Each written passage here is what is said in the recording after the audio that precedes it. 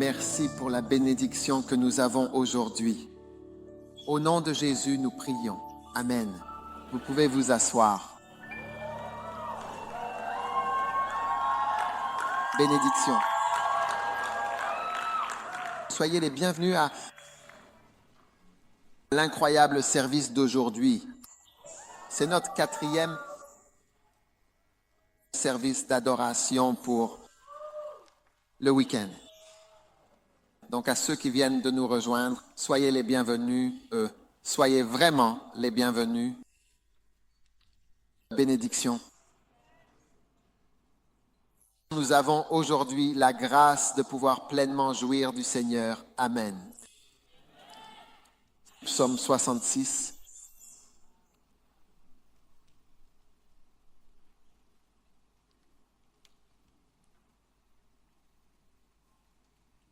Et verset numéro 1. Qu'est-ce que cela dit? Psaume 66 dans votre Bible.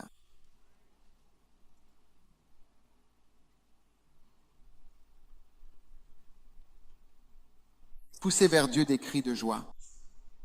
Vous tous, habitants de la terre, tous les pays. Amen. Chantez la gloire de son nom, la gloire de son nom, et rendez sa louange glorieuse. Amen. Dites à Dieu que tes œuvres sont vraiment redoutables. À cause de la grandeur remarquable de ta puissance, tes ennemis te flattent. Toute la terre t'adore et chante en ton honneur. Ils chantent ton nom. Venez et contemplez les œuvres de Dieu. Il est redoutable dans ses actes envers les fils de l'homme. Amen. Il changea la mer en terre sèche et l'on traversa le fleuve à pied. Là, en effet, nous nous sommes grandement réjouis en lui. Il règne éternellement par sa puissance. Ses yeux observent attentivement et silencieusement les nations, que les rebelles, eux, les nations rebelles ne s'élèvent pas. Bénissez notre Dieu, vous tous les peuples. Faites retentir la voix de sa louange, lui qui maintient notre âme en vie et ne permet jamais, même un instant, que notre pied ne chancelle. Car c'est toi, ô Dieu, qui nous as éprouvés. Tu nous as purifiés comme on purifie l'argent. Amen. Tu as fait quoi? Tu nous as purifiés comme on purifie l'argent. Amen. Tu nous as fait tomber dans le filet. Tu as mis un fardeau, oui, sur nos reins. Verset 12, tu as fait que des hommes montent sur nos têtes.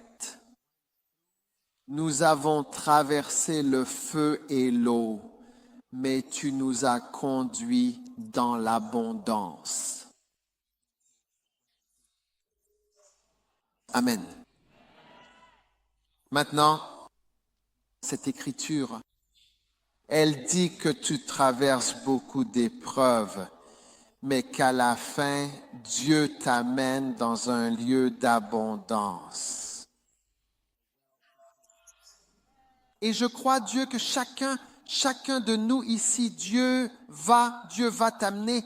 Il dit, tu nous as conduits dans un lieu d'abondance. Tu nous conduis dans un lieu d'abondance. Qui t'amène dans un lieu d'abondance? Qui t'amène dans un lieu d'abondance? C'est le Dieu Tout-Puissant, c'est certain, qui t'amène par sa grâce dans un lieu d'abondance. Oui, amen. Donc personne ne peut t'amener dans un lieu d'abondance. Dieu est unique. C'est lui qui t'amène dans un lieu d'abondance. Mais écoute, tu sais, pour tout ce qui arrive, c'est vraiment ton interprétation. Veux-tu interpréter cela ainsi? C'est Dieu qui fait les choses, tu vois. Au verset 3, il est dit, « Dis à Dieu que tes œuvres sont redoutables. Par la grandeur de ta puissance, tes ennemis te flattent, se soumettent à toi. Au verset 5, il est dit, venez et contemplez les œuvres de Dieu. Venez et contemplez les œuvres de Dieu. En d'autres termes, tu sais, c'est vraiment à toi de voir les œuvres, de les voir comme les œuvres de Dieu. Il a changé la mer en terre sèche et ils ont traversé le fleuve à pied. C'est à toi de voir les choses comme tu veux. D'accord? Une fois, j'ai rencontré un homme. Il m'a dit, je ne crois pas en Dieu parce que je suis scientifique. Il m'a dit, je suis scientifique. Donc, je ne crois. Alors, quand il a dit qu'il était scientifique, j'ai été intimidé. Parce que je me suis dit, waouh, un scientifique. Je pensais qu'il avait, découvert de l'ADN ou quelque chose comme ça. Vous savez, un de ces produits chimiques. Et puis, après un certain temps, j'ai rassemblé mon courage et je lui ai demandé, quelle science? Quelle science? Il a dit, l'informatique. Et j'ai dit, waouh, vraiment l'informatique. C'est à cause de l'informatique que tu nous intimides. Tu sais, j'ai découvert qu'il fit un cursus de 2 ans en informatique. Et j'ai dit que nous, le traitement des données, nous qui sommes allés à la faculté de médecine pendant 7 ans, nous ne nous appelons pas scientifiques. Et toi, tu as fait 2 ans de traitement de données informatiques, ou peu importe, tu t'appelles scientifique. Fantastique, mais tu sais, tout dépend vraiment de la façon dont tu veux voir les choses. Donc vraiment, un chrétien est quelqu'un qui choisit d'attribuer les choses à Dieu. Tu choisis d'attribuer les choses à Dieu. C'est un choix que tu fais, que j'attribue les événements de ma vie à Dieu. Je l'attribue à Dieu. Tu peux attribuer ce qui t'arrive de bien dans ta vie comme étant l'œuvre de Dieu. Ou tu peux simplement dire, oh, c'est de la chance. Oh, c'est ton... Tu sais, un jour, quelqu'un m'a dit que les personnes nées dans ma tranche d'âge, tu sais, sont celles qui ont réussi dans certaines choses. Alors, la personne m'a pris à part et a commencé à mentionner plusieurs personnes qui avaient à peu près mon âge. Elle a dit, tu vois, toutes ces personnes ont réussi dans ce domaine. Donc, tu es né à cette époque-là. C'est pour ça que tu réussis dans ce que tu fais. J'ai dit, vraiment? Je veux dire, il y a beaucoup de théories que les gens ont. Mais tu vois, c'est à toi de choisir. Une fois, j'étais à Mankessim. Tu connais Mankessim? Et j'ai rencontré un scientifique de la NASA à Mankessim. Oui, tu es surpris. La NASA, ce sont les gens qui vont dans l'espace. Il m'a dit, j'ai travaillé à la NASA pendant 40 ans ou quelque chose comme ça. Oui, mais il était maintenant à Mankessim. Je veux dire, il était rentré chez lui. Et il a dit, c'est incroyable tout ce qui a été découvert. Et ces personnes qui ont fait ces découvertes ne veulent rien attribuer à Dieu.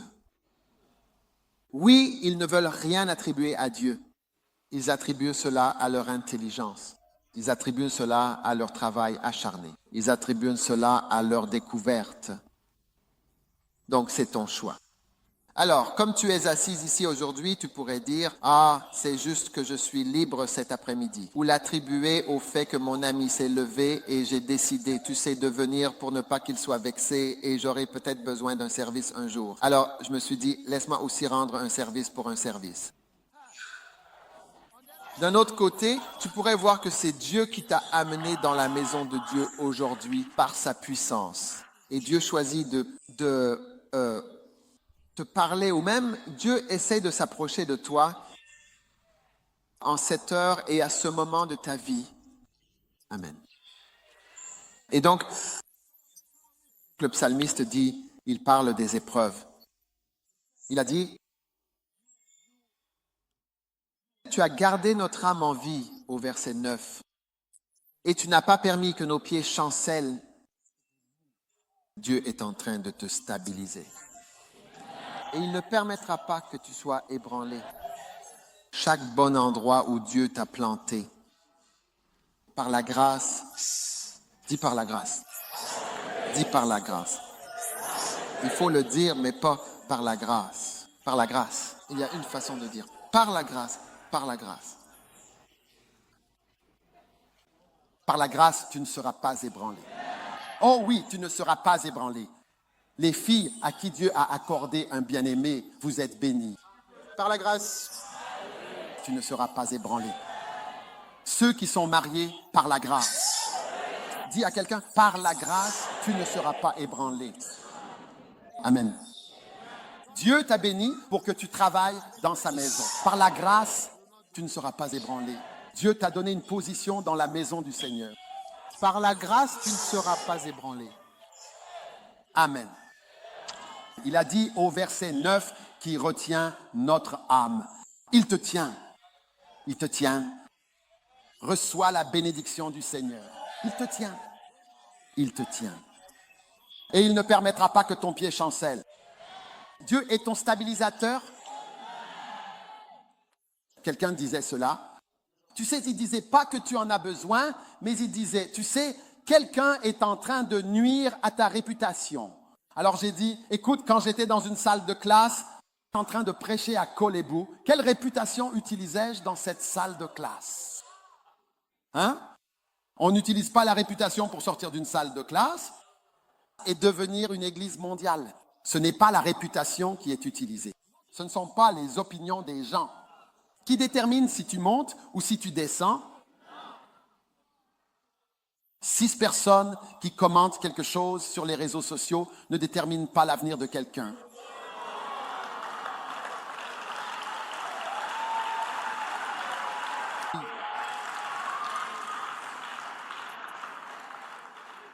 Par la grâce, j'ai dit par la grâce, il n'a pas permis que notre pied chancelle. Oui. Et tu dois croire en Dieu. Que par la grâce, là où il t'a amené, il tient ton âme et il te stabilise à l'endroit où il t'a placé. Amen. Maintenant, le fait qu'il te stabilise ne veut pas dire que tu n'as pas de problème. Il dit au verset 10, tu nous as éprouvés, tu nous as testés comme on teste l'argent.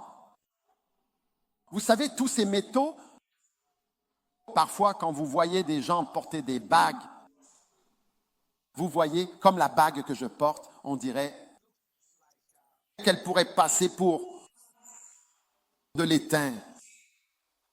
Elle pourrait passer pour, vous savez, ce qu'ils utilisent pour faire des chaînes, je veux dire. De l'aluminium, oui, ça y ressemble, c'est ce que je porte. Elle peut passer pour tellement de choses, alors comment savoir que c'est de l'argent? Maintenant, si tu es un croyant solide, comment savons-nous que tu es vraiment solide? Il faut que tu passes par des épreuves. Oh oui, et c'est là qu'on le découvre. Avant que je puisse me tenir debout et utiliser le titre DR devant mon nom, docteur, le nombre d'épreuves que j'ai traversées, les jurys auxquels j'ai parlé, les questions qu'on m'a posées, les différentes matières pour lesquelles j'ai eu des jurys, des examens cliniques, des cas courts, des cas longs, être debout avec les patients, les visites, les chirurgies, toutes sortes de choses avant que le titre de docteur puisse être accolé à mon nom sans que je sois arrêté.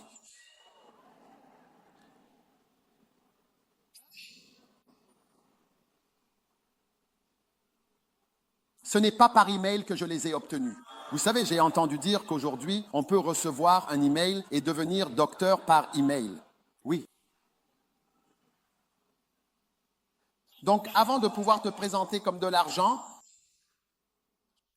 véritable, tu dois être éprouvé. Et donc, certaines des choses que tu traverses sont là pour t'éprouver et te tester.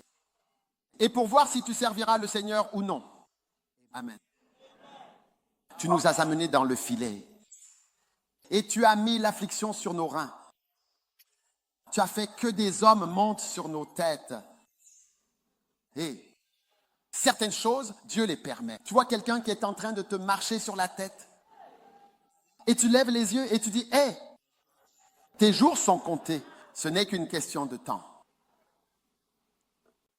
Nous sommes passés par le feu. Regardez le psaume 66, 12. Il est écrit, « Nous avons traversé le feu et l'eau. » Combien d'entre vous réalisent qu'à votre âge, vous êtes déjà passé par le feu? Non. Un garçon comme toi? Non. Tu es déjà passé par le feu et par l'eau. Vous savez, quand ils veulent torturer quelqu'un, la torture américaine, je crois qu'ils appellent ça le waterboarding. Ils simulent la noyade. Ils simulent la noyade. Je pense que c'est quelque chose de vraiment terrible. Oui, ils te mettent sous l'eau, tu es en train de te noyer, puis ils te remontent, ils te replongent, puis ils te remontent. C'est comme, je veux dire, je ne sais pas quoi dire, mais c'est quelque chose de fantastique.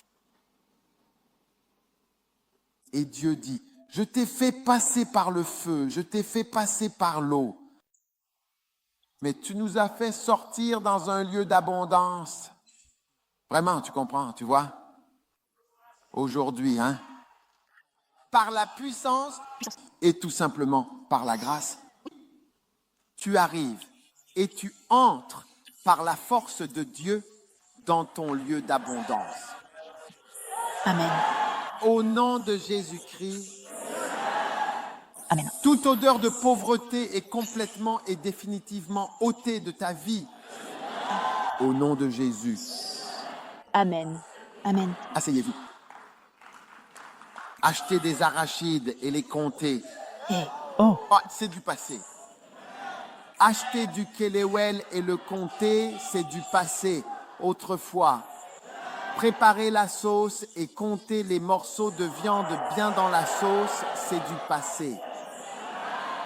Compter la viande alors que tu donnes 2 morceaux à chacun, 1 morceau à chacun, c'est du passé au nom de Jésus. Couper le poisson en tout petits morceaux pour que plus de personnes aient plus de parts, c'est fini au nom de Jésus. Beaucoup de bons coups avec un petit poisson, c'est du passé au nom de Jésus. Par la grâce, j'ai dit par la grâce, la taille de la viande augmente et la portion de glucides diminue.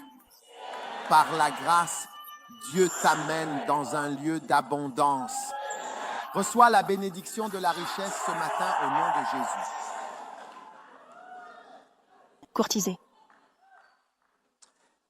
Tu sais, il y a une odeur de pauvreté.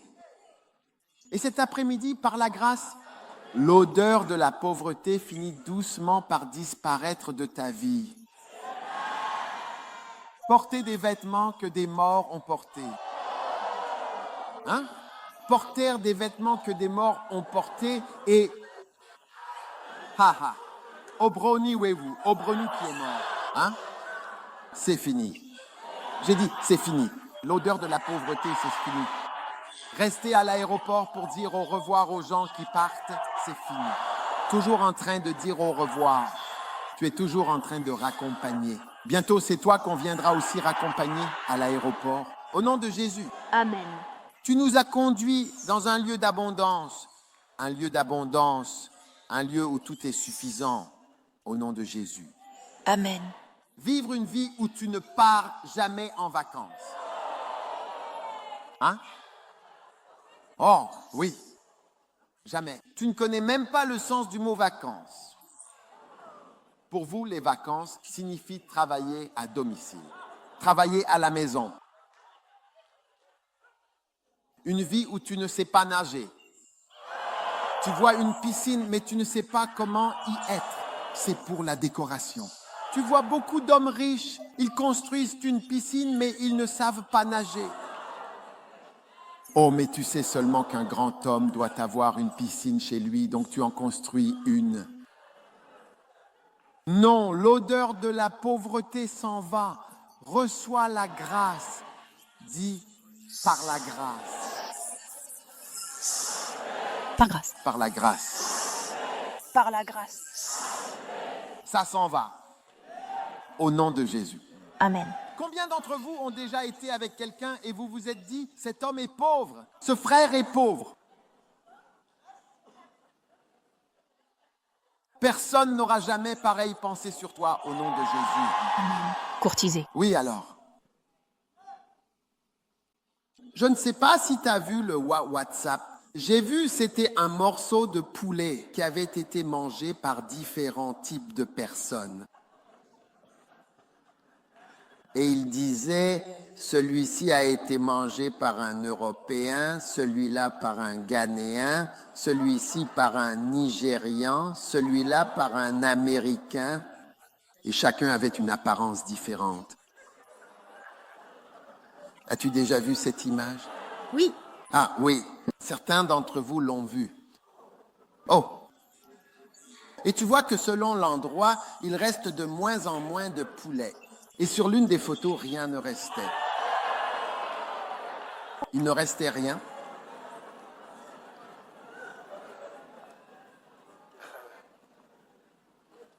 Par la grâce, tu n'iras pas au marché pour n'acheter que des os. Est-ce qu'ils vendent des os tout seuls? Oui. Soupe d'os. Soupe d'os. Tu sais, toutes ces choses, elles deviennent des délicatesses. Mais à l'origine, il y avait une certaine raison. Oui. Oui. Le nom et d'autres choses, tout cela est parti d'un besoin. Et c'est pour ça, pour ne pas gaspiller, qu'on mange rare jusqu'à la peau. Oui. Dieu t'a mis dans un lieu d'abondance. Je suis allé au Mali, vu un camion. On m'a dit qu'il partait au Ghana. Et plein de wall. Oui. Nous sommes ceux qui sont spécialistes pour manger la peau. C'est comme quelque chose de vraiment très spécial pour nous, mais à l'origine, c'est parce qu'on a laissé la viande et chaque partie, on l'a utilisée. Il n'y a pas de gaspillage. Regarde la soupe de tête de chèvre.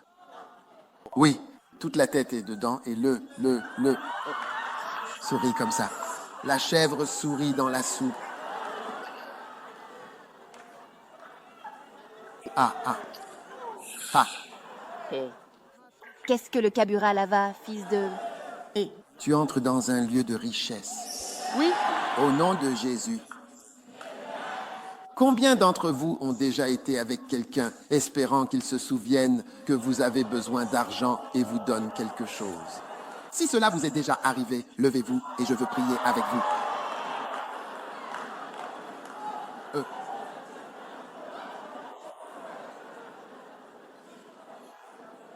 Ouais. On dirait que tout le monde se lève. Tu aimerais que, Seigneur, dis à la personne que même si je souris, j'ai besoin d'argent. Même si je souris, j'ai vraiment besoin d'argent. Même si je souris.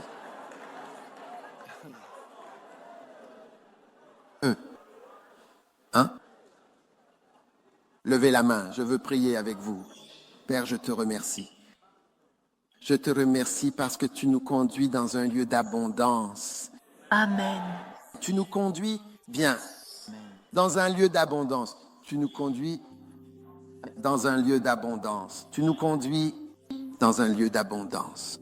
Souviens-toi aujourd'hui, en ce jour spécial et précieux, de chacun de tes enfants.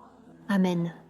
Et fais en sorte que nous, s'il te plaît, tiens-nous la main.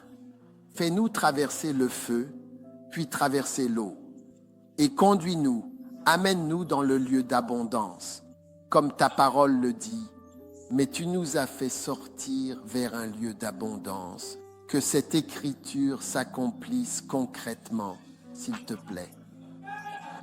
Comme une prophétie dans la vie de chacun d'entre nous aujourd'hui. Amen. Au nom de Jésus, nous prions avec reconnaissance. Amen. Amen. Acclamez le Seigneur et applaudissez-le. Maintenant, asseyez-vous et sortez votre cadeau spécial. Il n'y a pas de prospérité sans don. Amen. Donner est quelque chose d'important. Et Dieu va changer votre situation. Je suis sur le point de vous montrer quelque chose. Comment vous êtes sur le point d'avancer? Je vais vous montrer une image. C'est une prophétie. Amen. Alors prenez vos dîmes, vos offrandes, tout ce que vous avez. Vous pouvez donner par eux. Est-ce que c'est Momo ou peu importe comment on l'appelle, vous pouvez aussi payer directement à la banque. Sortez votre offrande. Dieu est sur le point de vous bénir puissamment. Puissamment. Mataka Balando Resamalama de Chambog de Bozaba Kudlidei.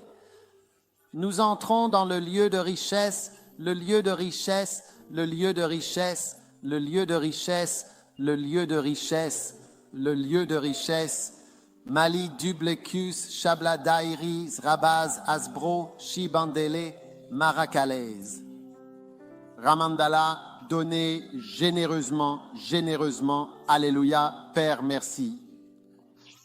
Je vois une transformation et une promotion et je te vois nous amener vers quelque chose de meilleur, quelque chose de plus élevé.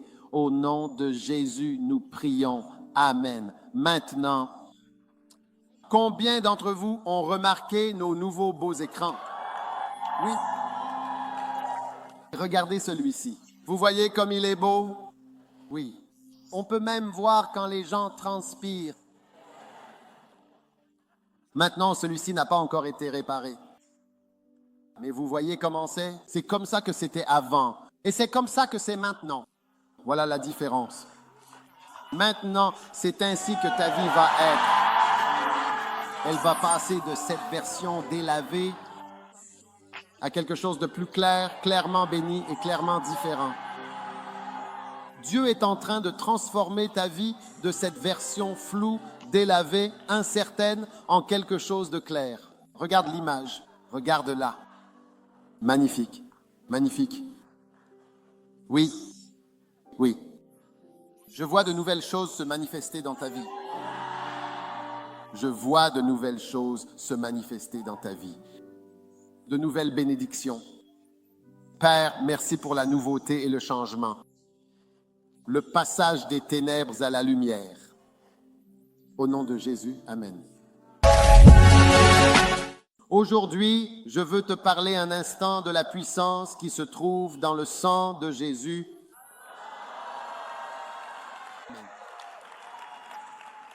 Jean 3, 16. Dieu a tant aimé le monde, vraiment, qu'il a donné son Fils unique, afin que quiconque croit en lui ne périsse pas, mais ait pour toujours la vie éternelle. Amen. Cela, tu ne peux pas le trouver à l'université. Que Dieu a tant aimé le monde qu'il a donné son Fils unique, afin que quiconque croit en lui ne périsse pas, mais ait la vie éternelle. Amen. Donc nous sommes dans un monde, ce monde, c'est un monde qui est vraiment très limité, un monde dans lequel, en réalité, effectivement, finalement, nous vivons maintenant environ 70, 80, 90 ans. À 90 ans, tu dois être vraiment très, très âgé. Un de mes professeurs est décédé cette semaine et il avait plus de 90 ans. Oui, il m'a enseigné. À l'école, c'était un chirurgien très célèbre et il est décédé, mais il avait environ 90 ans passés. Oui. Et puis quand tu vois quelqu'un de 90 ans, c'est comme s'il avait vraiment eu une vie bien remplie. Bien des fois, quand j'étais avec lui, qu'il soit en train d'opérer quelqu'un ou de faire toutes les bonnes actions qu'il accomplissait, je pensais toujours à lui, à quel point cet homme était si gentil. Et il est toujours debout, en train d'opérer des gens et de sauver des vies. Dieu lui a accordé la grâce de voir plus de 90 ans. Dieu merci. Amen. Mais atteindre 90 ans, c'est comme un miracle. Et tu sais, il y a énormément d'occasions de mourir avant 90 ans.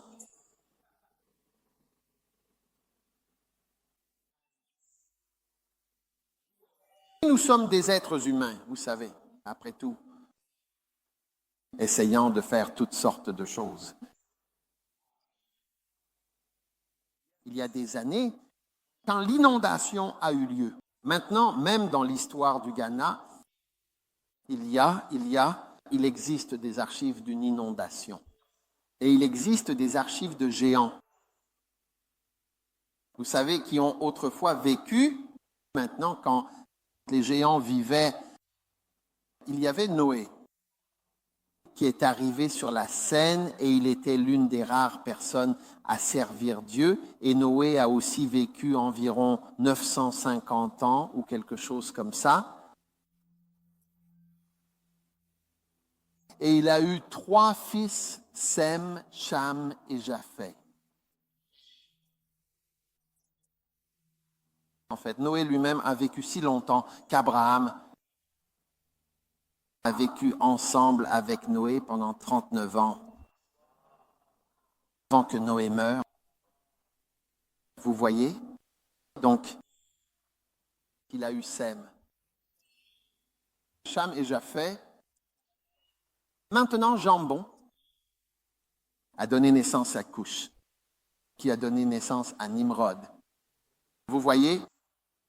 Et du Jambon, quand ils étaient dans l'arche de Noé, a volé les vêtements que Adam. Vous savez, Adam a vécu et il a donné les vêtements que Dieu avait faits pour lui. Oui, il l'a donné à Enoch. Vous voyez, et Enoch les a donnés à Mathusalem, qui les a donnés à Noé. Parce que Mathusalem et Lamech, son fils, sont morts juste avant le déluge, donc il les a donnés à Noé. Mais Cham les a volés à Noé. Vous comprenez? Maintenant, quand Cham a eu pour fils Nimrod, tu comprends? Oui, Cham a eu Nimrod dans sa vieillesse, donc il l'aimait beaucoup et il lui a donné ses vêtements. Tu sais, l'onction se transmet aussi par les vêtements. La Bible parle des vêtements oints. Ainsi, Nimrod commença à devenir un homme puissant sur la terre. Et en fait, il devint si grand qu'il régna sur tous les fils de Noé et il était comme le roi de toute la terre. Oui, c'est alors qu'il a décidé de construire une tour pour atteindre le ciel. Oui, et la tour qu'il a construite était immense. Ils sont allés chercher un endroit appelé le pays de Shinar.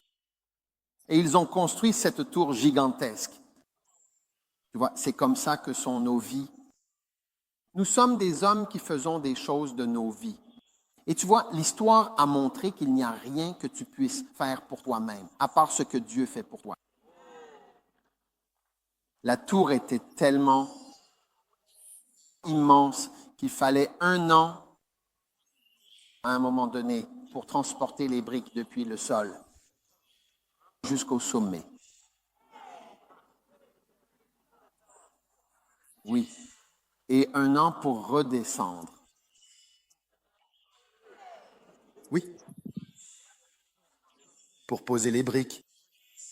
Et aussi, la largeur, la circonférence, c'était un voyage de 3 jours de marche. Et en 3 jours, si tu pars pour Cape Coast, tu y arriveras. Si tu marches jusqu'à Cape Coast, tu y arriveras en 3 jours. Incroyable. 3 jours de marche pour faire le tour de la circonférence de la tour de Babel.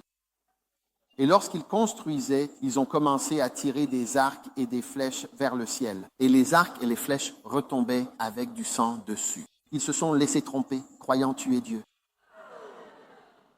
Et il a dit que la tour était un péché. Tout ce qu'ils construisaient était un péché aux yeux de Dieu. Dieu trouvait cela horrible. Et il a décidé de les disperser. Et mesdames et messieurs, au fil des années, les êtres humains, ce monde est rempli d'une race de gens méchants. Vous savez, en ce temps-là, il était donc vraiment quasiment impossible de trouver quelqu'un de juste. Et lorsqu'Abraham était né, Nimrod L'un des serviteurs s'appelait Téra, qui était le père d'Abraham. Et il avait un dieu pour chaque mois, soit 12 dieux. Amen. Et il les servait. Donc, lorsqu'Abraham est né, certains astrologues ont vu un signe dans le ciel et ils ont alors déclaré « Quelqu'un est né, une personne qui va causer beaucoup de problèmes. » Et cette personne, c'était Abraham. Ah, Alors, il a demandé à Téra, les sages ont dit que Téra, et ils ont dit, Téra a eu un fils, un garçon, et il doit amener ce fils, car ils veulent tuer l'enfant, et il recevra une récompense pour l'enfant. Donc, il y avait beaucoup de choses autour de cet homme. Je ne veux pas vous raconter l'histoire de ce qui s'est passé. Mais à la fin, Téra est allé chez lui et a amené un serviteur de Téra, son enfant qui venait de naître, et l'a donné à Nimrod qui a tué l'enfant. Et il est allé cacher Abraham. Ainsi, Abraham a été caché dans une grotte pendant 10 ans, puis il a été emmené auprès d'Abraham et il a été emmené chez Noé. Il est donc resté avec Noé pendant 39 ans. Vous pouvez vérifier dans votre Bible tous les âges des personnes. En fait, vous pouvez même chercher sur Internet, vous avez l'âge de tout le monde. Vous verrez tous ceux qui étaient vivants. Vous verrez qu'Abraham était vivant à l'époque de Noé, pendant 39 ans. Donc, il l'a gardé. C'est ainsi que vous voyez que le bien passe de cette personne à cette personne, de Noé à Abraham, Isaac, Jacob. C'est une ligne. C'était Sem et tout cela, eh bien. C'est vrai. Tu vois? Et donc, ce que je veux dire, c'est que les êtres humains sont mauvais et il est rare de trouver des êtres humains créés par Dieu qui craignent Dieu et qui aiment Dieu, tu sais. C'est-à-dire, ce monde est rempli de méchanceté et de mal. En fait, lorsqu'il construisait la tour de Babel, il disait que lorsqu'une brique tombait et qu'un homme était tué, il ne se souciait pas de l'homme qui était mort. Il se souciait de la brique qui était tombée. Alors, il mettait l'homme qui était mort dans le mur. Il l'ajoutait aux briques et l'intégrait simplement dans le mur. Comme pour la muraille de Chine, beaucoup de gens sont enterrés dans ce mur. Ce n'était pas un seul mur, ça devait être immense, épais. Ils enterraient simplement l'homme dans le mur.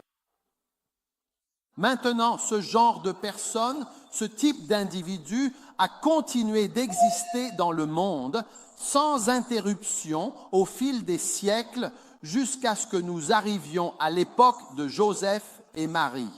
Et là, à ce moment-là, on voit Dieu tenter, essayer de tendre la main à l'homme qui était tombé, qui avait chuté.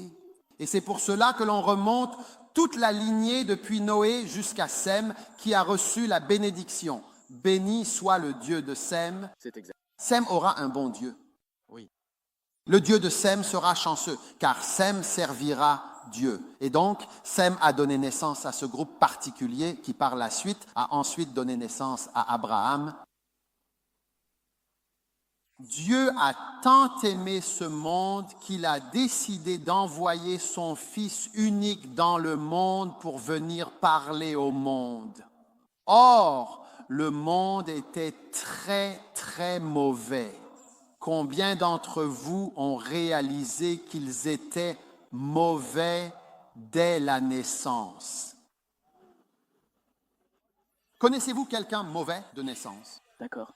D'accord. Oui. Personne n'a besoin de t'apprendre les mauvaises choses. Tu les connais déjà. Même si tu fais quelque chose de mal pour la première fois, tu as l'impression de l'avoir fait depuis toujours. Amen. Amen. Donc, dans Matthieu chapitre 1, verset 21, Noël approche, mais j'utilise ce verset pour prêcher tout le temps. Je n'attends pas Noël. Il est écrit en effet, et elle enfantera un fils. Alléluia. Et tu lui donneras le nom de Jésus. Oui, le nom de Jésus. Car c'est lui qui sauvera son peuple de ses péchés. Donc, comme vous voyez Doug debout ici devant vous, je suis sauvé de mes péchés par Jésus et par le précieux sang de Jésus. Alléluia. Amen. Il n'y a aucun moyen pour quelqu'un de dire qu'il est une bonne personne. Tu le sais. Tu sais, demande à ton voisin, est-ce que tu es bien habillé, mais ça ne me touche pas. Je sais qu'il y a beaucoup de mauvaises choses à ton sujet que si tu ouvrais la bouche, je dirais, je ne m'assiérai pas à côté de toi. Amen. Alléluia. Numéro 2. Quand Dieu a envoyé son Fils pour venir sauver le monde, quelle arme Jésus allait-il utiliser pour sauver le monde? Comment allait-il nous sauver? Vous comprenez ce que je dis? Quelle est l'arme? Combien d'entre vous ont vu Rambo? La deuxième partie, s'ils n'ont vu, regardez-la. Bientôt. Rambo. First Blood, deuxième partie. Oui, vous voyez ça. Quand il a été envoyé au Vietnam pour aller sauver des gens, mais quand il a sauté de l'avion pour aller sauver les gens, malheureusement pour lui, tous les gadgets, les armes et tout ce qu'on lui avait donné sont restés accrochés à l'avion sans qu'il puisse rien faire. Il n'a vraiment rien pu faire pour changer la situation. Donc, alors que l'avion volait, il était accroché à l'avion, avec son équipement relié à l'avion. Et l'avion allait à toute vitesse parce qu'il ne pouvait pas ralentir. Si l'avion ralentit, il va s'écraser, il ne peut pas ralentir. Les avions ne peuvent pas ralentir, j'espère que vous comprenez. Ils ne peuvent pas juste ralentir et dire « allez-y doucement ». Ce n'est pas du tout comme ça.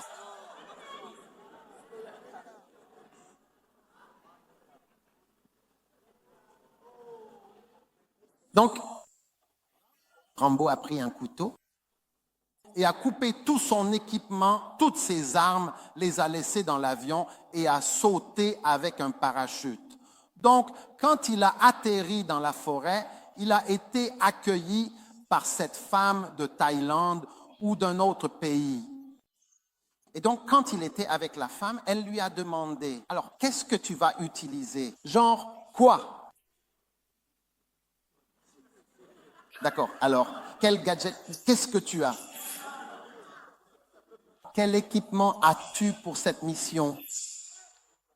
Et alors, il a détaché quelque chose à sa jambe et il a sorti un grand couteau, puis il a dit, c'est ça, c'est ce qui me porte chance. Oui. Alors, tu te demandes ce qu'il peut faire avec ça. Mais il a réussi à apporter le salut à tous les prisonniers grâce à son couteau. Et puis, il avait quelques arcs et flèches. C'est tout, merveilleux. Un jour, il y avait un jeune homme, il partait, il a dit qu'il voyageait en Angleterre. Son oncle était malade et il était en train de mourir. Alors, il a dit qu'il allait sauver son oncle. Alors, on lui a demandé, « Comment vas-tu sauver ton oncle? Qu'est-ce que tu vas faire pour le sauver? » Et il a dit, « Je vais donner mon rein. » Oui, je vais donner mon rein en don. Oui, une partie de moi. Je vais donner le rein comme, peu importe, un don. Oui, pour sauver mon oncle, une partie de moi. Alors, quand Jésus est venu dans ce monde, tu comprends, qu'allait-il utiliser pour nous sauver? Jésus n'allait pas utiliser un couteau et il n'allait pas non plus nous sauver avec ses reins. Il a dit que par ses reins, nous sommes sauvés. Non. Il allait prendre son sang, son propre sang, et il allait donner son sang comme propitiation, comme échange pour te sauver, toi et moi. Jésus-Christ a donné son sang. Amen. Ainsi, Jésus-Christ est le merveilleux sauveur du monde qui a offert son sang en sacrifice. Pourquoi? Pourquoi le sang est-il nécessaire? Dans Éphésiens chapitre 1, verset 8, la Bible dit « En qui nous avons la rédemption à travers son sang. Amen. » Le pardon des péchés. Amen. Oui, c'est en effet selon la richesse de sa grâce, dans laquelle il a abondé envers nous en toute sagesse. D'accord. Donc, le sang de Jésus te permet d'être pardonné. Amen. Alors, tu sais, quand quelqu'un a fait quelque chose,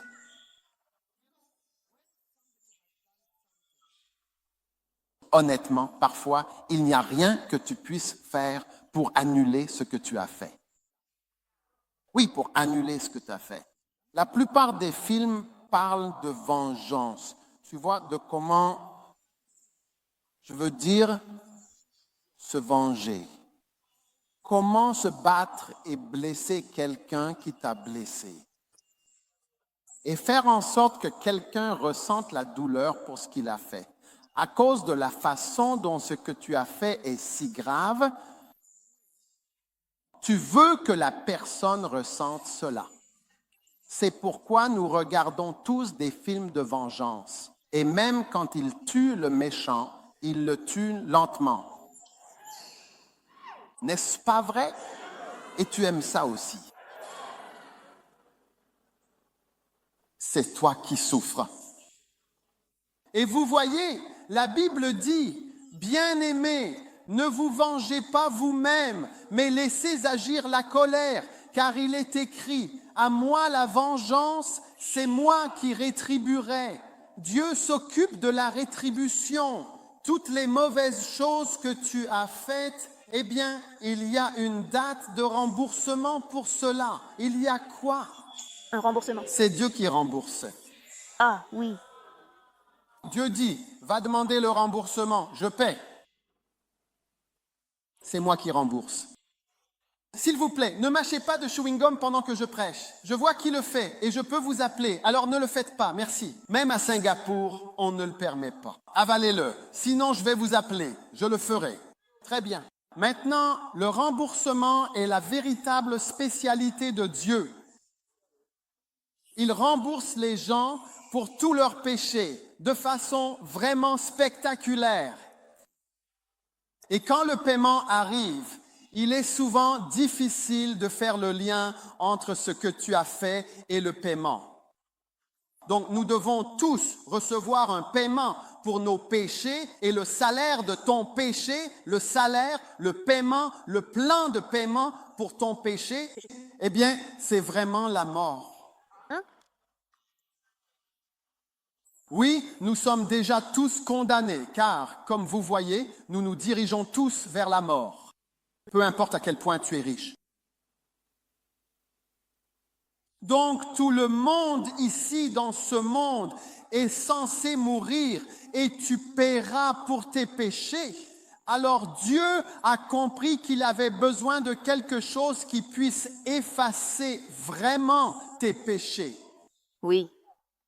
Quelque chose qui puisse vraiment t'aider à laver complètement et totalement tes péchés afin que tu ne sois plus pécheur, que tu sois libéré de cette condition et que le jugement ne vienne pas sur toi.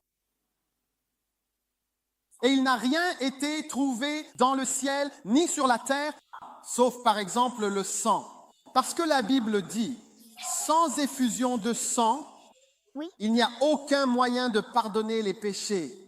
C'est une loi que l'oncle James m'a apprise. Sans effusion de sang, il n'y a aucun moyen de pardonner les péchés. Cela n'arrivera pas. Cela n'arrivera pas. Donc le sang de quelqu'un doit être versé. Et le sang de qui va être versé? Le sang de qui va être versé? D'accord. Et donc aujourd'hui, tu peux être lavé alors par le sang de Jésus si tu reçois le sang de Jésus. Alléluia. Numéro 5, tu peux être purifié par le sang de Jésus. Parce que parfois, quand tu pèches, cela laisse une odeur sur toi. Oui. 1 Jean 1,7, il est écrit, « Si nous marchons dans la lumière, comme il est lui-même dans la lumière, alors nous sommes en communion les uns avec les autres. Et le sang de Jésus-Christ te purifie, lui aussi. » Oui, oui. Combien savent que parfois, quand vous allez commettre des péchés, il y a une odeur sur vous, une odeur? Oui, bien sûr. Tu ne te sens même pas vraiment normal. Il y a comme un subtil parfum de ta nature pécheresse sur toi.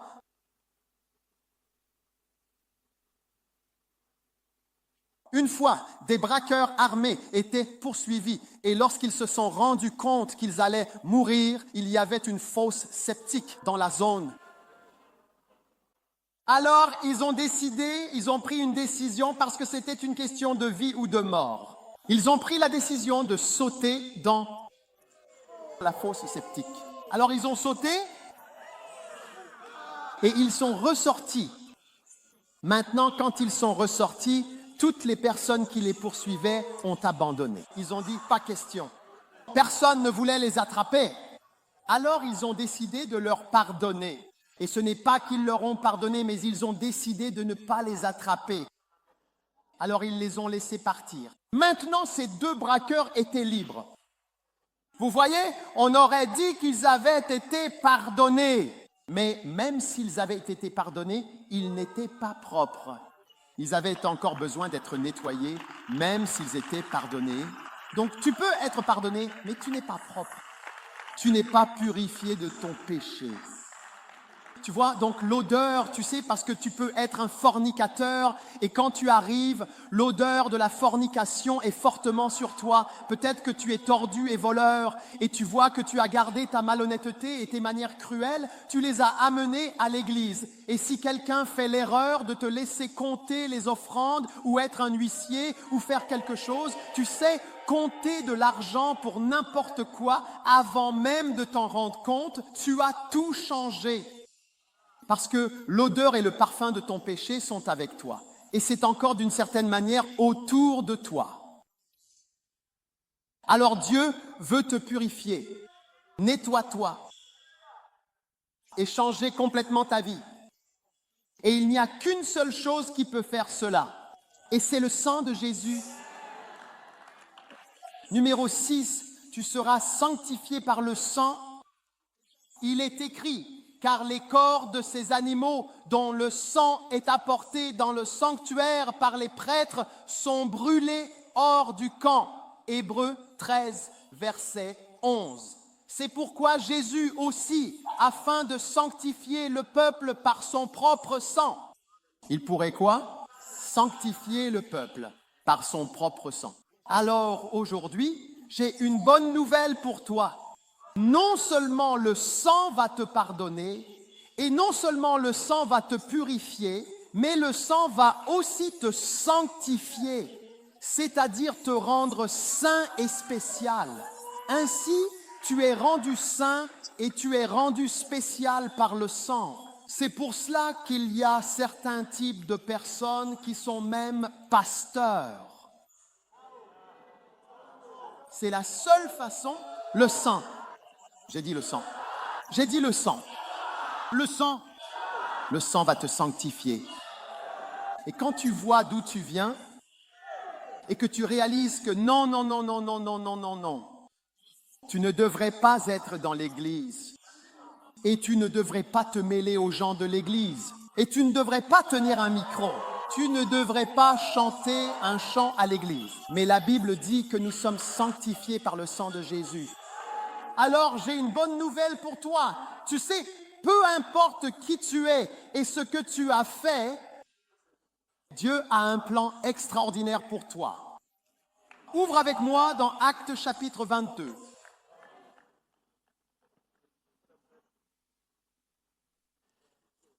Dans Actes chapitre 22, au verset 3, Paul dit « Je suis en vérité un homme qui suis juif. Je suis juif, je suis né à Tars, une ville de Cilicie. J'ai été élevé dans cette ville au pied de Gamaliel et j'ai été instruit selon la manière parfaite, la loi. » Verset 4. « Et j'ai persécuté cette voie jusqu'à la mort. » Je veux dire, c'est Paul. J'ai persécuté cette voie jusqu'à la mort. Enchaînant et livrant en prison aussi bien des hommes que des femmes. Je veux dire, c'était Paul. Il était vraiment terrible. Vous voyez, il enchaînait et livrait des gens en prison.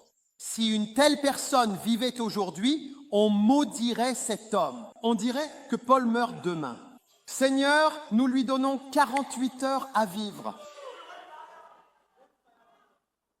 Que le jugement tombe sur lui. Qu'il voie la perfection, Seigneur, comme il l'a fait subir aux autres. Et certains de vos frères et sœurs seront mis en prison par Paul. Et vous direz, non Seigneur, pas cet homme, c'est impossible. Certainement pas. Et puis au verset 9-18, il a eu une vision et il a vu, il a dit, dépêche-toi, sors rapidement de Jérusalem car ils n'accepteront pas ton témoignage. Et alors j'ai dit, Paul parlait au Seigneur, j'ai dit, Seigneur, ils savent que j'ai emprisonné et frappé. Emprisonné et quoi? Et frappé dans chaque synagogue.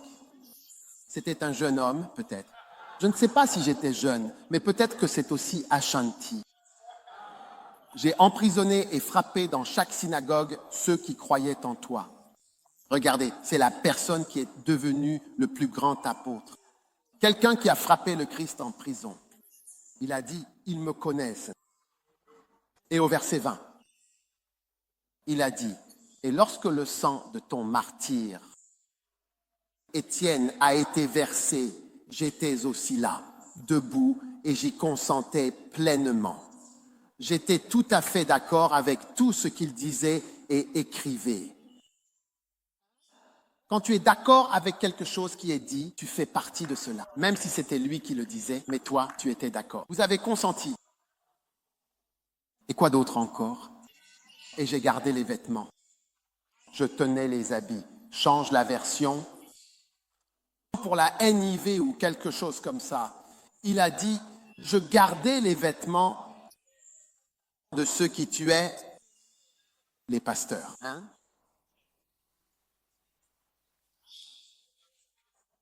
Wow! Je gardais soigneusement leurs vêtements à ce moment-là. C'est la personne qui a pu simplement parvenir à trouver le salut. Alléluia. Et 1 Timothée chapitre 1 et le verset 12, il est écrit, je rends grâce à Jésus-Christ notre Seigneur, qui m'a fortifié parce qu'il m'a jugé digne de confiance. Amen. Amen. En me confiant le ministère. Verset 16. Alléluia. Désolé, verset 13. Moi qui étais auparavant un blasphémateur,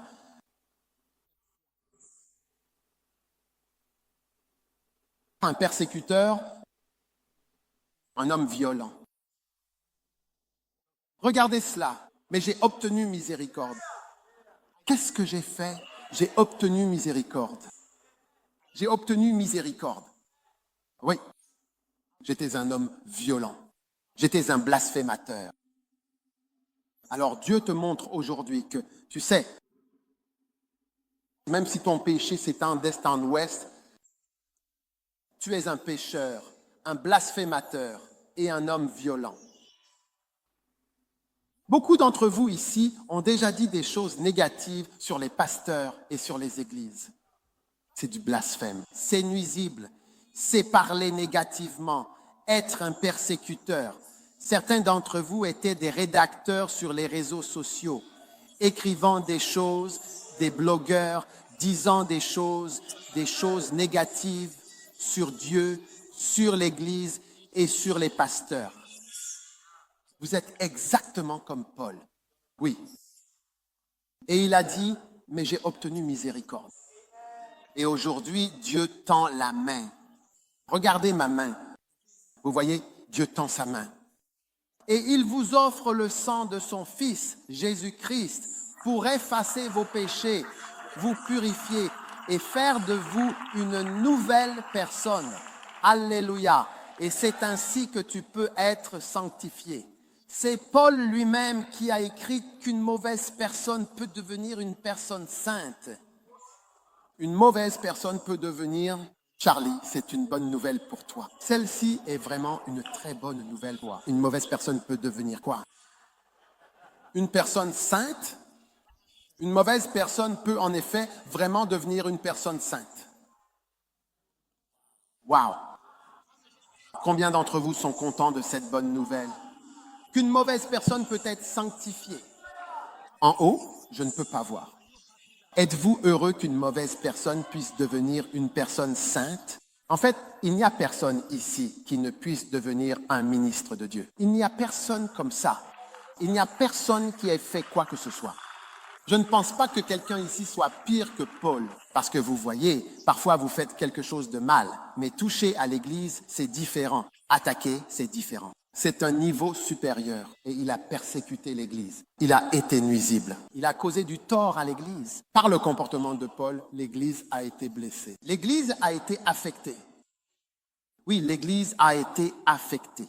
Au lieu de cela, je ne suis pas digne. Et c'est vrai, quiconque touche à l'Église, tu n'es pas digne. Oui, mais par la grâce. Dis à quelqu'un, par la grâce. Par la grâce.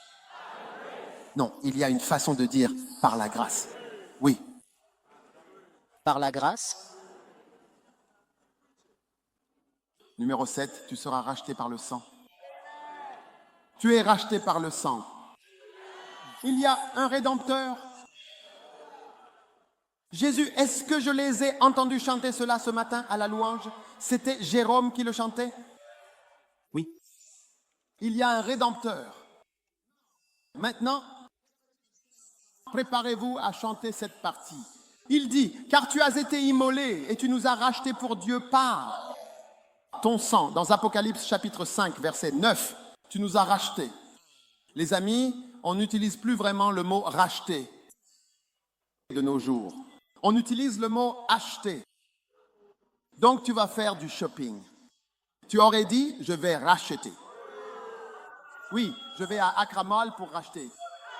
Je vais racheter au centre commercial. Je dirais, qu'as-tu racheté aujourd'hui? Non, j'ai récupéré des chaussures et j'ai récupéré une robe. J'ai de nouvelles robes que j'ai rachetées. C'est ce que tu aurais dit. Donc, c'est la rédemption. Tu l'as acheté. Ce n'est pas le pardon. Le pardon n'est pas la rédemption. Racheter, c'est acheter. Acheter, donc je vais racheter au West Hills Mall, je vais racheter.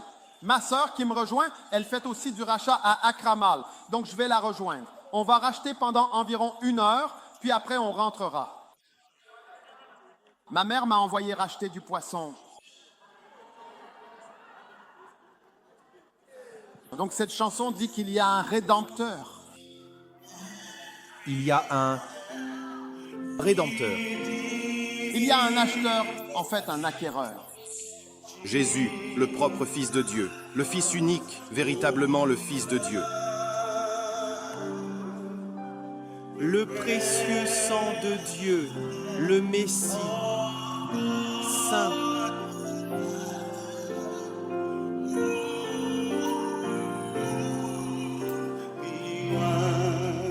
Il y a un Rédempteur. Il y a un Rédempteur, Jésus, notre Fils bien-aimé. Il est le précieux homme de Dieu.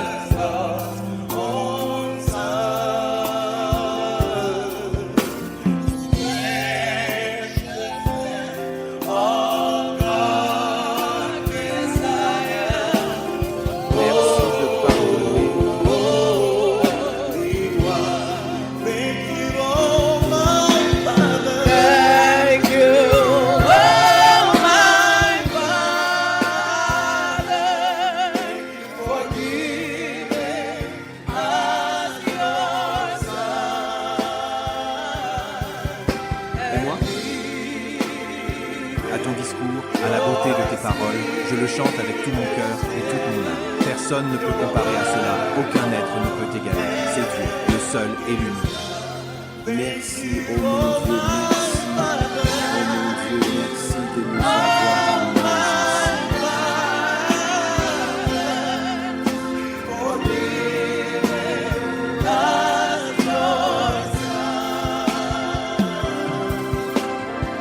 Bon, allons.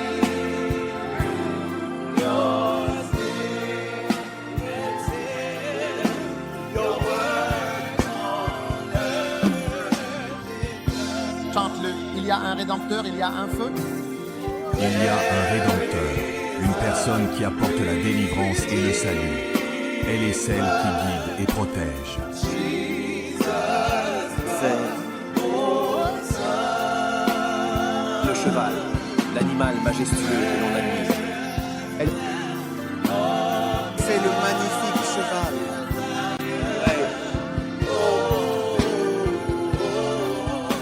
Nous voulons.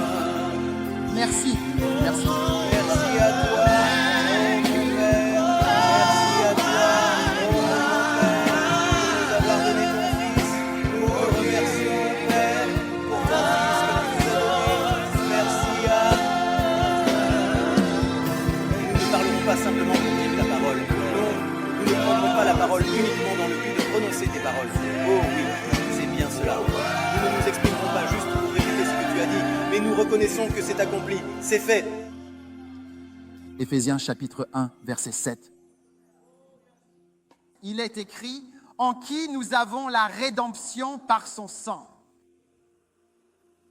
Quand Dieu est allé faire des achats pour t'acquérir, il a payé avec du sang. Il n'a pas payé avec des CDS ou des dollars. C'est pourquoi, lorsque vient le moment pour toi de donner quelques CDS ou dollars et que tu commences à faire plein de calculs, il te regarde simplement, c'est merveilleux. Il te regarde et dit « Waouh !» Assieds-toi un instant. Rédempteur. Rédempteur. Racheté vraiment par son sang. Alléluia. Tu es racheté par le sang. Alléluia. C'est pourquoi l'Église est si précieuse. Quiconque touche à l'Église est maudit. Qui que tu sois, quand tu fais l'imbécile, laisse l'Église en dehors de ça. Parce que l'Église a été rachetée par le sang. Jésus nous a achetés. Et tu vois, parmi tous les gens dans ce monde-ci, tu vois que, en effet, ce n'est pas tout le monde qui aime Dieu. Même depuis Adam, il y avait d'un côté Caïn et de l'autre, il y avait Abel, son frère. Et Abel a offert un bon sacrifice. Et aussitôt, Caïn est devenu jaloux. Et puis, il y a eu Énos, et ainsi de suite. Ensuite, il y a eu Enoch. Parmi tous les gens qui sont nés, c'est Enoch qui a marché avec Dieu. Il était spécial et c'est lui qui a vécu le moins longtemps, 365 ans. Et il a donné naissance à celui qui a vécu le plus longtemps, Mathusalem. Oui. Et parce qu'il a marché avec Dieu, Dieu a dit, c'est bon, viens à moi. Parmi tous ces gens, tout le monde n'aimait pas Dieu. Et Mathusalem et Lamech, eux aussi croyaient en Dieu. Et Dieu a décidé de les retirer de la terre avant le déluge. Donc ils sont tous les deux morts à peu près à la même époque, Lamech et Mathusalem. Et ensuite, Noé est arrivé avec le déluge. Et parmi tous les fils de Noé, c'est Sem qui aimait le Seigneur. Et parmi eux, il y eut Abraham. Et puis parmi ses autres fils, il y avait Nimrod qui était mauvais. Mais Abraham, qui a été avec Noé pendant un certain temps, a appris à connaître Dieu. Donc, vous voyez, parmi tous les nombreux habitants d'Accra et les nombreux habitants du monde et les nombreux habitants d'Afrique de l'Ouest et les nombreux habitants de toute la terre, Dieu a aussi, tu es comme Mathusalem ou Enoch, ou tu es comme Noé, simplement choisi parmi la multitude de gens qui blasphèment et qui détestent Dieu. Et Dieu te choisit et te sauve. Donc ce groupe est un groupe spécial pour Dieu. Si vous n'aimez pas votre vie, touchez à l'Église. Si tu ne t'aimes pas toi-même, alors attaque l'Église. Si tu n'aimes pas ta famille, alors essaye de t'en prendre à l'Église que Dieu a élevée. C'est un groupe spécial qu'il a acheté avec du sang. Alléluia. Oui. En fait, il appelle l'Église sa fiancée.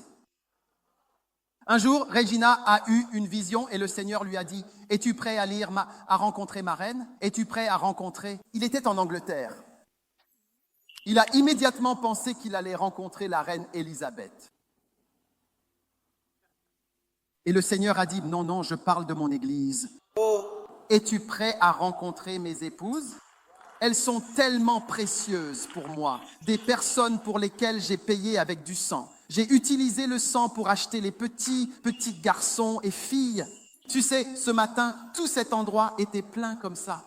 Hier, le campus d'Anakazu était plein et nous avons dû des chaises dehors, garées. Des enfants, beaucoup, tous. Jésus est mort pour eux. Jésus les aime. Jésus, ils sont tellement précieux. Ainsi Jésus a dit, si tu m'aimes, nourris mes brebis. Oh oui. Il y a des personnes qui ont été rachetées et payées. Ce n'est pas gratuit. Il ne nous a pas eus gratuitement. Il a payé un prix légal pour que plus personne ne puisse rien dire sur toi. Parfois, il faut faire quelque chose pour que personne ne puisse parler. Oui, Personne ne peut parler. Quand ils te voient à l'église, personne ne peut parler. Parce qu'il y en a parmi vous, quand les démons vous repèrent à l'église, ils disent « Non, il ne peut pas être ici. Il ne peut pas être ici. » Puis, lorsqu'ils montrent leur sang, ils disent « Oh, d'accord » en disant « Je ne peux pas. »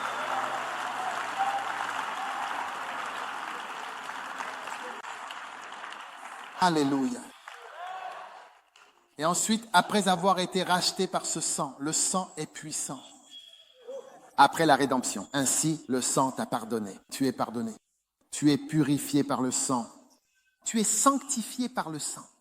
Tu es racheté par le sang. Et ensuite, tu es réconcilié.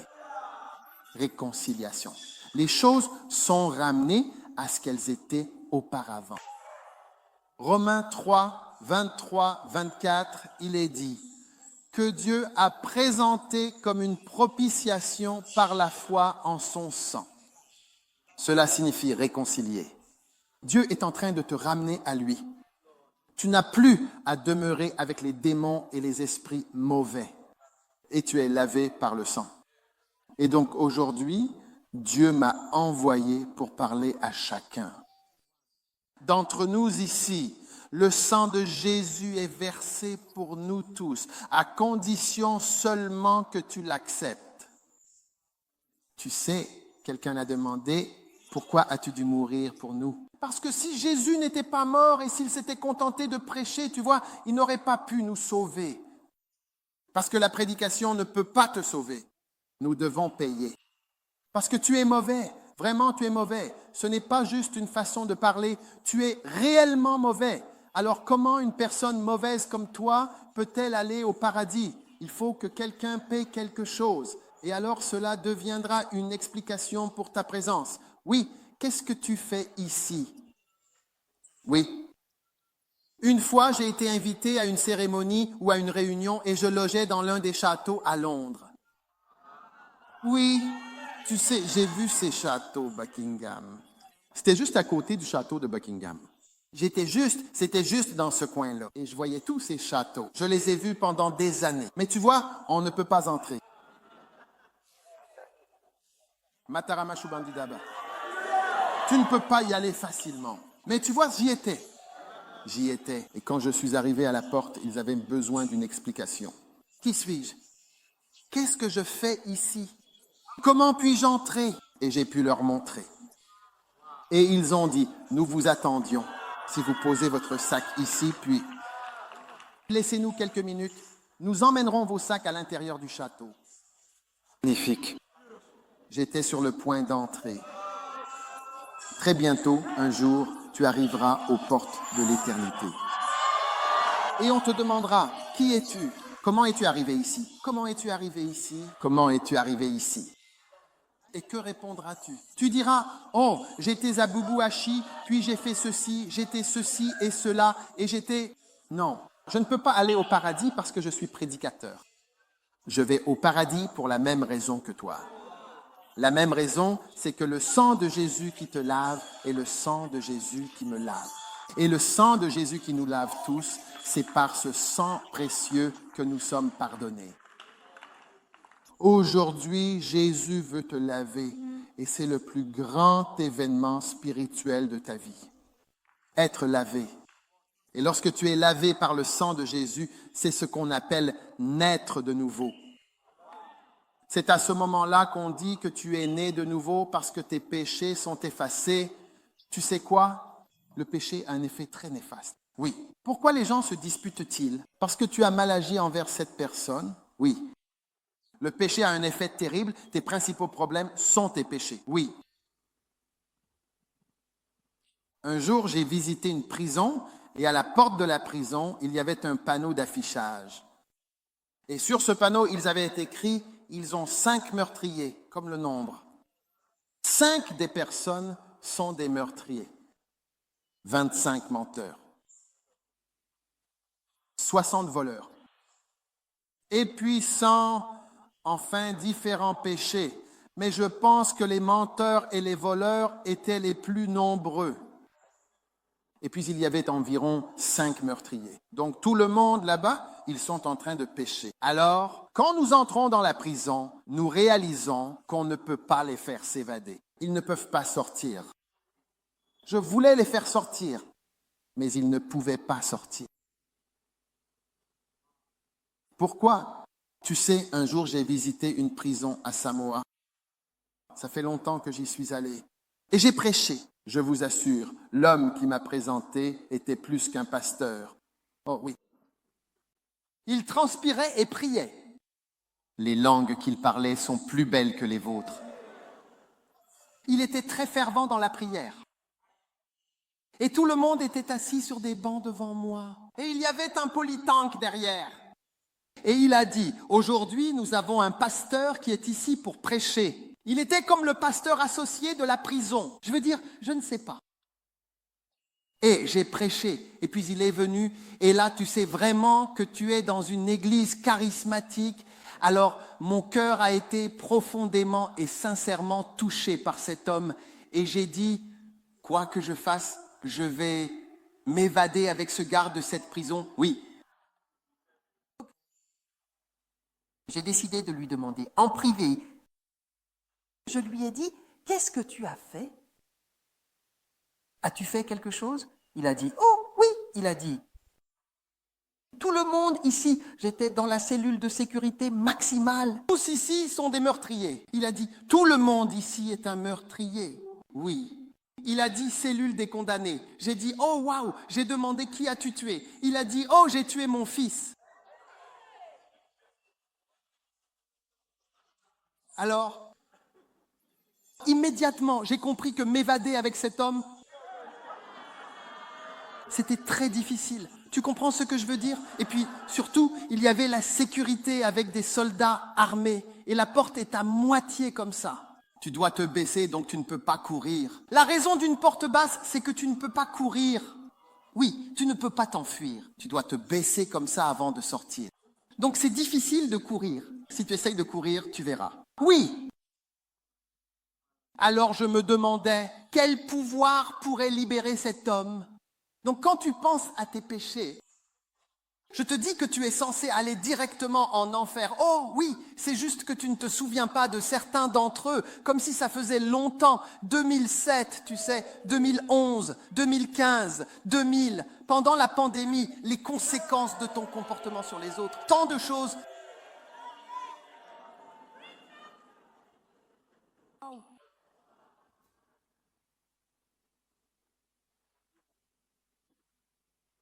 Alors Dieu avait absolument besoin d'une arme extrêmement puissante pour nous libérer de cette prison où nous sommes légalement destinés à rester. Et cette clé puissante, c'est le sang de Jésus-Christ. C'est pourquoi nous chantons, tu sais, il y a un chant qu'on chante, il y a de la puissance, de la puissance. Une puissance qui fait des merveilles. C'est ce que nous voulons dire. Cette puissance merveilleuse qui peut sortir quelqu'un d'une prison et le délivrer de son péché. Je te le dis parce que je ne connais aucune force capable de libérer ce gars de cette prison. Je ne sais pas. Je pense qu'à l'heure qu'il est, il y serait encore. Oui, ça fait tant d'années. Il doit encore être en prison. Oui, il n'y a pas d'arme. Il n'y a rien qui puisse changer cela parce qu'il l'a fait. Il l'a fait. Il l'a fait et il a fait tout ce que vous dites qu'il a fait. Il l'a fait. Combien l'ont fait? Combien ont fait? L'as-tu fait ou tu ne l'as pas fait? L'as-tu fait ou tu ne l'as pas fait? Tu l'as fait. Combien ont réalisé que le sang de Jésus est très puissant? Si le sang peut dire que c'est fini, alors c'est fini. Regarde, nous les humains, nous n'avons pas de facilité à pardonner aux gens. Oh non, non, non, non, non. Tu peux dire que tu es lavé par le sang, mais Charlie, ce que tu as fait à la fin, honnêtement, ça ne peut pas être oublié. Presque tous les films parlent de vengeance. Oui, presque tous les films parlent de vengeance. Comment se venger de la méchanceté qu'on t'a faite pour faire souffrir l'autre personne? Mais Jésus est venu dans ce monde pour mettre fin à toutes ces choses. et pour te laver et payer pour toi. Pour être purifié, pour être pardonné, pour être sanctifié, pour être racheté et pour être réconcilié. As-tu déjà vu la réconciliation? Tu vois deux personnes qui ne s'entendaient plus et puis elles s'entendent à nouveau comme avant. Reçois la grâce de Dieu pour marcher avec Dieu comme tu le faisais auparavant. Et aujourd'hui, je ne sais pas qui tu es, tu sais, mais ce sang est disponible pour toi en ce moment. Qu'est-ce qui peut laver mes péchés? Rien. Si ce n'est le sang de Jésus, je rends grâce à Dieu. Je remercie Dieu de m'avoir trouvé à l'école Achimota et de m'avoir appelé et de m'avoir sauvé et d'avoir payé pour moi et d'avoir envoyé quelqu'un pour me parler. Oh, je le remercie. Avec ma vie, je dis merci à Jésus pour ce qu'il a fait pour moi. Que tout le monde se tienne à sa place.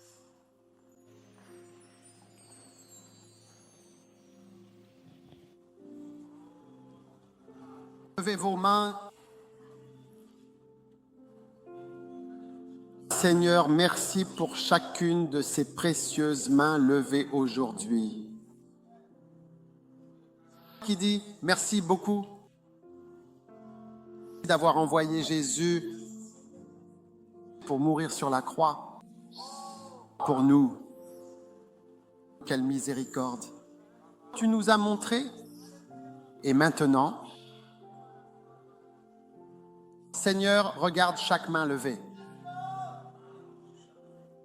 Nous nous abandonnons à toi et nous demandons à être lavés et purifiés par le sang de Jésus. Baissez vos mains un instant si tu es ici aujourd'hui et que tu veux que Jésus te lave et qu'il te purifie de tous tes péchés. Alors lève ta main comme ceci. Et je veux prier avec toi. Pasteur, prie avec moi. J'ai besoin que Jésus efface tous mes péchés. Peut-être que quelqu'un t'a invité à l'église. Et tu sais cela, que tu n'es pas sauvé et tu as besoin de Dieu pour te sauver aujourd'hui et te laver. Avec le sang de Jésus, lève ta main haut, que Dieu te bénisse. Je vois vos mains partout dans ce lieu. Je vois tant de mains levant vers le ciel. J'ai besoin du sang de Jésus pour me laver, pour me purifier, pour faire de moi une nouvelle personne. Alors ta main doit être levée. Si tu as levé la main, si tu veux que Jésus efface tes péchés, alors avec ta main levée bien haut, je veux que tu viennes vers moi, là où tu te trouves. Viens ici devant, je vais prier avec vous. Venez, venez d'en haut, venez du côté, venez de partout. Venez, s'il vous plaît, je vous en prie, s'il vous plaît. Que Dieu vous bénisse, que Dieu vous bénisse. Que Dieu vous bénisse, venez, continuez à venir. Venez. Venez d'en haut, venez en courant, venez en courant. Venez en courant jusqu'au bout. Merci Seigneur pour la bénédiction. Oui, oui. Venez de partout, venez à Dieu, venez à Jésus. Venez à Jésus. C'est aujourd'hui votre chance d'être lavé par le sang de Jésus. D'être sanctifié. Libre d'être sanctifié. Soyez sanctifiés. Allez, venez. Viens Jésus, venez à Dieu, venez à lui.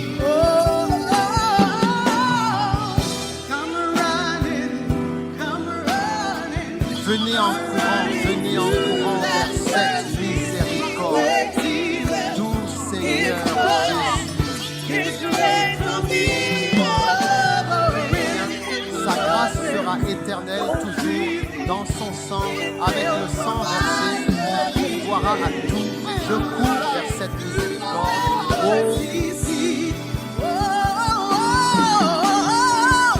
Il a dit que je pouvais venir en sa présence sans crainte, dans le pays merveilleux où sa miséricorde demeure en moi. Viens en courant, viens en courant, viens en courant vers ce trône de grâce où Jésus t'appelle. Sa grâce sera un ciel et sa bonne parole te sauvera. Cela passera par le chemin. Il fera de toi une nouvelle personne. Allez, essaie d'obtenir la miséricorde. Allez, viens. Allez, viens. Viens en courant.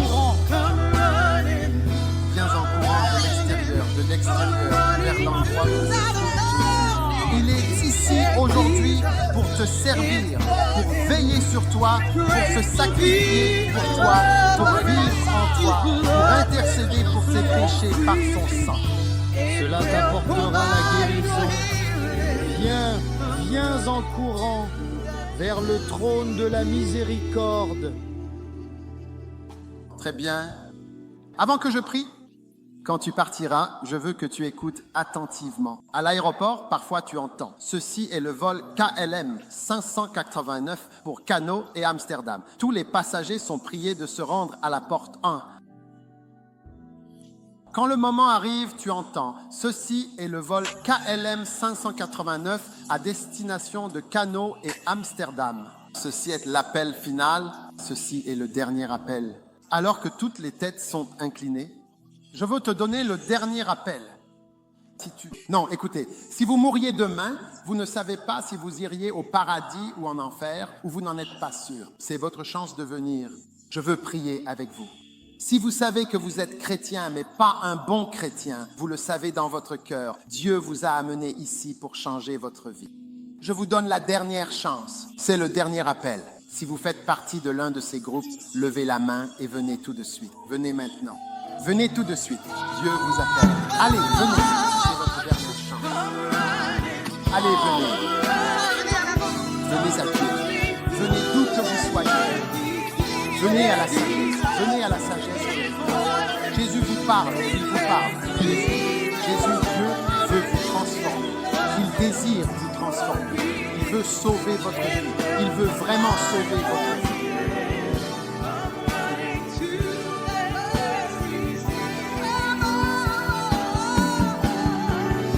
Il a dit que vous pouvez vraiment venir en sa présence sans aucune crainte, en toute confiance. À mon corps, bénis-moi. Car sa miséricorde vient de Dieu. Venez donc en courant, venez en courant. Oui, j'attends. Je vous vois venir. Venez vite. Venez vite. Allez, venez à Dieu. Allez, mon ami, viens à Dieu. Aujourd'hui est ton jour de salut. Le sang de Jésus coule pour te sauver. Levez les mains ici, devant et partout. Rejoignez-nous, levez les mains, dites cette prière. Disons Jésus merci pour aujourd'hui. S'il te plaît, pardonne-moi pour mes péchés. Je donne mon cœur à Jésus-Christ. Aie pitié de moi. Lave-moi. Par le sang, purifie-moi. Par le sang de Jésus. Je reçois le sang de Jésus. Je reçois le sang de Jésus pour me laver, pour me purifier, pour me pardonner, pour me rendre saint. Je reçois le sang de Jésus. Merci Seigneur de m'avoir sauvé aujourd'hui. Merci Seigneur d'avoir eu pitié de ma vie au nom de Jésus. Christ, je prie. Maintenant, levez la main droite comme ceci. Répétez après moi, Satan. Satan, écoute attentivement. Au nom de Jésus, je te lie. Au nom de Jésus, je te rejette. Satan, au nom de Jésus, je ne te servirai plus jamais. Je ne te suivrai plus jamais. Je ne t'obéirai plus jamais. Levez les deux mains et dites, j'appartiens à Jésus-Christ et je servirai Jésus-Christ pour le reste de ma vie. Merci Seigneur de m'avoir sauvé aujourd'hui. Au nom de Jésus, Amen. Alléluia. Que Dieu vous bénisse. Maintenant, écoutez. Avant de partir, regardez-moi, d'accord? Tout l'écran, peu importe. Écoutez, c'est votre chance. Dites, c'est ma chance. Le sang de Jésus, je vois le sang de Jésus laver tout le monde ici. Le sang de Jésus est en train de te laver. Tu es en train d'être renouvelé.